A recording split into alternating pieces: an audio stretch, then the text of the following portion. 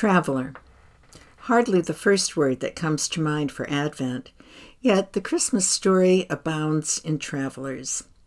Joseph and Mary en route to Bethlehem, their subsequent flight into Egypt, the movement of the shepherds from the countryside to the big city, the journey of the Magi. Purposes ranged from financial obligation to safety to curiosity to adoration.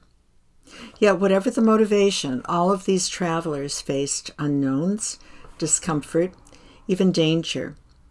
Not so surprising, as the very root word of traveler from medieval Latin means torture.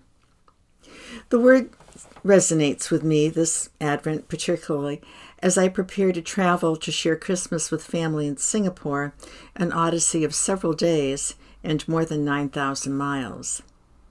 If my calculations are correct, Joseph and Mary traveled almost 100 miles from Nazareth to Bethlehem, an even more arduous journey, whether on foot or by beast, especially for a pregnant woman. And I wonder, did Mary really ride a donkey, or might they have had a cart? Did they travel alone, or with a convoy of other folks? What did they eat? Did they rely on hospitality along the road? What about robbers? Rest stops for Mary.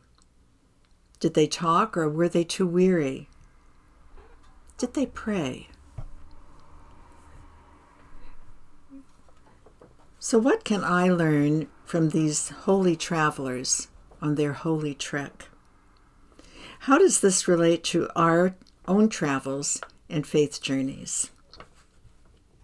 We can expect the unknown. Travelers of air, land, or sea, and faith lose sight of what's familiar. The gap between the departure and the destination can feel as uncertain as a swinging bridge or a shadowy tunnel. And it's okay. God is there. We can expect anonymity. Along with the landscape, our very identities become unknown. No one else knows our name while we're in transit, only God. And that's okay. We can expect to feel discomfort. For a time, we may feel that we're lost. Fatigue, strange languages, loneliness, unclear directions can confuse us. That's okay too. God holds us in his hands. We can expect hospitality. Though the innkeeper didn't provide a cozy room for Mary and Joseph, they did eventually secure shelter.